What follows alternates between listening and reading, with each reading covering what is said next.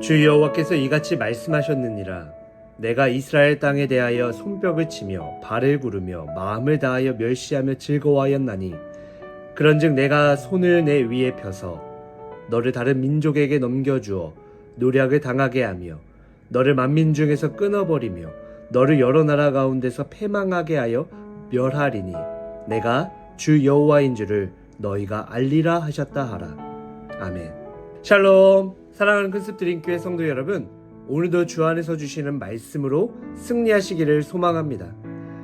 오늘 본문인 26장에는 어제에 이어 이스라엘 주변국 중에 하나인 두로에 대한 하나님의 심판의 메시지가 기록되어 있습니다. 하나님을 저버리고 우상을 섬겨온 이스라엘에 대한 심판을 선포하신 하나님께서는 이스라엘은 물론이고 이스라엘의 주변국에 대한 심판도 선포하시죠. 이스라엘 주변국에 대한 하나님의 심판의 메시지가 기록되어 있는 25장부터 이 32장엔 특별한 한 가지 특이점이 있습니다. 짧게는 3절에서 길게는 6절까지 그들의 죄에 대한 심판을 선포하는데요. 그런데 두로에 대해서 26장부터 28장까지 3장에 걸쳐 설명했고 애굽에 대해서는 29장부터 32장까지 4장에 걸쳐 설명했다라는 거예요. 이는 두로와 이집트가 다른 주변 국가들에 비해서 당시 이스라엘의 역사 중에서 차지하는 비중이 그만큼 크다라는 것을 우리가 볼 수 있기 때문이죠. 두로는요, 이스라엘 서북쪽 해변에서 BC 2800년경에 세워진 도시국가입니다. 두로는 시돈과 함께 이 페니키아라고 불리는 항해, 또 조선술이 발달되어서 일찍부터 지중해 홍해, 인도양까지 미치는 무역을 통해 막대한 부를 축적한 고대 근동의 중요한 해양 도시였죠. 그래서 이스라엘이 가나안을 정복할 때 정복하지 못했을 정도로 군사력도 견고한 도시 국가였습니다.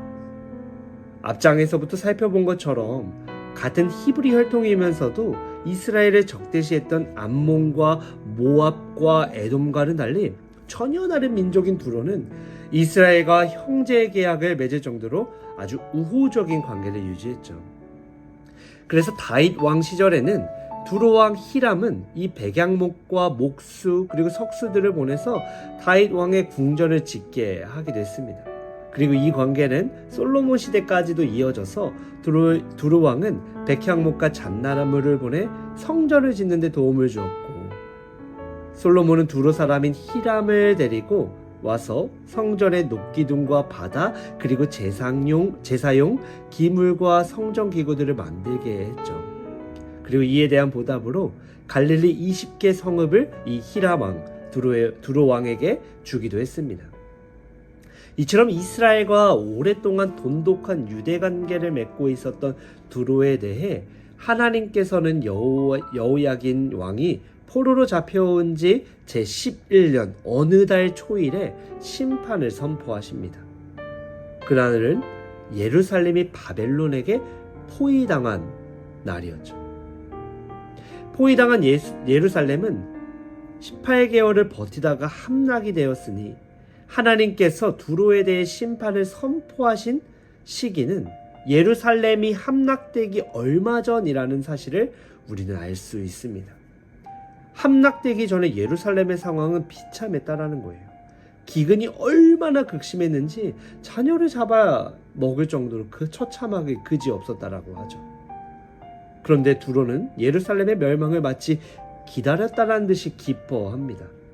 기뻐한 이유를 본문은 남유다의 멸망으로 인해 두로가 번영하게 되었기 때문이라고 밝히고 있죠.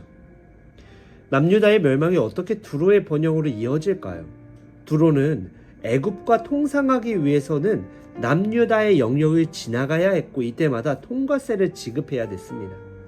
따라서 남유다가 멸망하게 되면 통과세를 내지 않고 자유롭게 그 지역을 통과할 수 있게 되었기 때문에 경제적인 이익을 볼 수 있다는 사실을 기뻐했던 것이죠. 바벨론의 침략으로 풍전등화에 놓여있는 예루살렘의 처참한 상황을 다 알면서도 도움의 손길을 내밀지도 않고 도리어 이스라엘의 멸망으로 인해 자국의 이익을 볼 것이라는 것에 기뻐했던 두로에 대해 하나님께서는 다음과 같이 엄중한 심판을 선포하십니다. 두로가 믿고 두로가 자랑했던 백성, 석상, 재물, 부, 성, 집 이런 것들에 그리고 하다못해 건축자재인 돌과 제목과 흙까지도요. 모든 것들이 하나도 남김없이 하나님의 심판의 날에는 다 사라지게 될 것이라는 선포를 하시죠. 부와 영화가 영원할 것 같았던 두로의 멸망에 열국들은 다음과 같은 반응을 보일 것이라고 말씀하십니다. 16절인데요. 그때 바다의 모든 왕이 그 보좌에서 내려 조복을 벗으며 수놓은 옷을 버리고 떨림을 입듯 하고 땅에 앉아서 너로 말미암아 무시로 떨며 놀랄 것이며 이렇게 기록되어 있죠. 하나님의 심판 이것을 그치지 않습니다. 두로는 하나님께서 말씀하신 대로 아수르를 시작해 또 바벨론 그리고 바사 그리고 마지막에는요 헬라의 알렉산더 대왕에 의해 함락되었으며 3만 명에 달하는 주민들이 노예로 팔려가고 수천 명의 지도자들이 처형되었습니다. 그래서 결국 두로는 역사 속으로 사라지죠.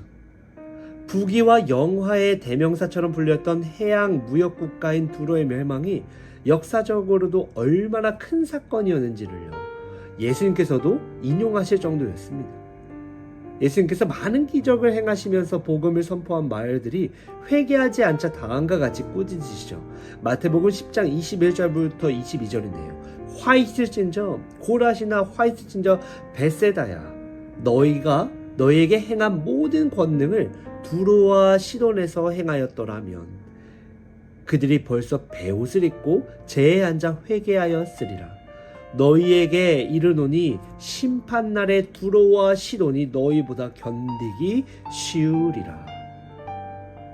오늘 본문에서도요 하나님께서 역사 속으로 사라지게 하실 정도로 진노하신 두로의 죄는 남의 불행을 기뻐한 것이었습니다. 이 남의 불행을 보고 고소하다라고 느끼는 심술궂은 마음, 이것을 독일어로 샤덴프로이데라고 하죠. 오늘 제목이기도 합니다. 샤덴프로이데, 손실 또는 고통을 뜻하는 샤덴과 환희 그리고 기쁨을 뜻하는 프로이데의 합성어죠. 보통 사람들은 잘 나가는 사람들에게 우연히 찾아온 행운들, 그 위치에서 마음껏 휘두르는 권력과 부, 자기에게 주어지지 않던 기회들에 대한 불평등에 화가 나 있습니다. 그렇지만 그 사람을 그 위치에서 끌어내리기 위해 적극적으로 해코지를 하는 사람은 드뭅니다. 양심상 해코지는 할 수 없고 속으로 끙끙 앓고 있으니 괜히 자기 배가 아플 수밖에 없습니다. 그런데 그 승승장구하던 사람한테 우연히 불행이 찾아옵니다. 자기는 가만히 있었는데 말이죠. 그러면 왠지 아픈 배가 씻은 듯이 나으면서 개운해집니다. 이 감정이 바로 샤덴프로이데라고 하죠. 이 감정을 세상의 평등에 대한 환희라고 결론을 짓습니다. 아, 신이 나한테만 가혹하게 대한 것은 아니구나 라는 기쁨을 느낀다라는 것이죠. 사람들이 이 감정을 갖게 된 이유는 생존 경쟁에서 뒤처지면 안 되기 때문에 따라서요. 타인의 불행에 안도감을 느끼는 본성은 지나칠 수밖에 없다라고 말합니다. 그럼 두로는요. 왜 이스라엘에 대해 이 샤덴프로이데 이것을 갖게 되었을까요? 두로가 이스라엘의 멸망을 기뻐했다라는 것은 두로는 이스라엘을 높이 평가했고 경쟁자로 여겼다라는 것입니다.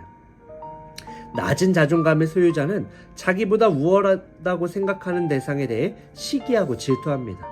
따라서 두로는 낮은 자존감의 소유자였다라는 것이죠. 일반적으로 자존감은 정체성과 밀접하게 연결되어 있지 않습니까? 이스라엘은 하나님이 택한 국가라는 정체성이 있었습니다. 이에 비해 두로의 정체성은 무엇이었을까요? 오늘을 사는 우리 역시 샤덴프로이데가 없다라고 할 수 없습니다. 우리가 타인의 불행에 대해 이 감정을 갖는 것은 낮은 자존감 또는 상대방에 대한 사랑이 없기 때문일 수 있죠. 혹여 우리의 신앙의 공동체가 이웃에 대해 샤덴프로이데를 느낀다면 우리는 우리의 신앙에 대해 분명 반성해야 합니다. 그 이유는 우리는 예수 그리스도의 대속의 보혈로 맺어진 모두 하나님의 자녀들이기 때문입니다.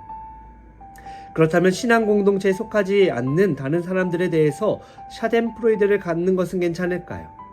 아니죠. 우리 모두는 예수님의 나를 따라오라 라는 말씀에 기꺼이 순종하여 우리의 잘못된 삶을 다 내려놓고 예수님을 따르는 주님의 자녀입니다. 예수님을 따라가는 것은 주님의 자녀라는 자신의 정체성을 잃지 않고 또한 잊지 않으며 예수님의 말씀을 삶 속에서 구현하며 살아가는 것, 그것을 의미하죠.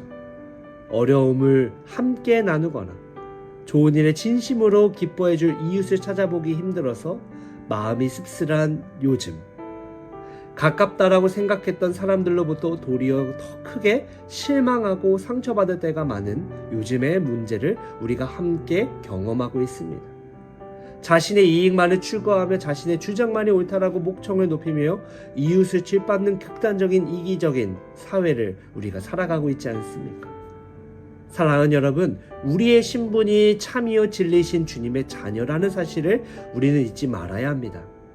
우리가 누구인지 바로 인지하고 있을 때 우리를 자녀 삼아주신 주님의 긍휼하심과 사랑으로 내가 먼저 이웃에게 다가갈 수 있기 때문입니다.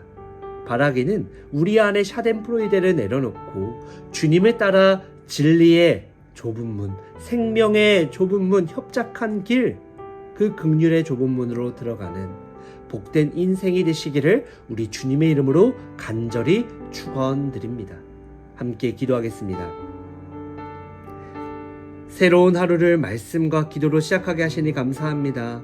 오늘 에스겔의 말씀을 통해 온 세상을 공의로 다스리는 하나님을 바라보게 하시니 감사합니다. 우리 안에 다른 사람의 아픔을 가볍게 여기거나 교만한 마음으로 판단하는 모습이 있다면 용서하여 주시옵소서. 언제나 겸손히 자신을 돌아보게 하시고 이웃의 아픔 앞에서는 함께 울고 또한 기쁨 가운데 함께 웃는 진정한 하나님의 자녀된 삶을 살아갈 수 있도록 도와주시옵소서. 오늘도 우리의 걸음을 지켜주시어 우리의 말과 행동을 통해 하나님께 영광 돌리는 하루가 되게 하여 주시옵소서. 예수님의 이름으로 기도합니다. 아멘. 사랑하는 여러분, 오늘도 주신 말씀을 갖고 하나님과 동행하며 승리하는 믿음의 여정이 되시기를 축복합니다. 이 시간 사랑하는 교회 담임 목사님, 우리 공동의 기도 제목, 여러분 개인의 기도 제목을 갖고 함께 기도하기를 원합니다. 함께 기도하겠습니다.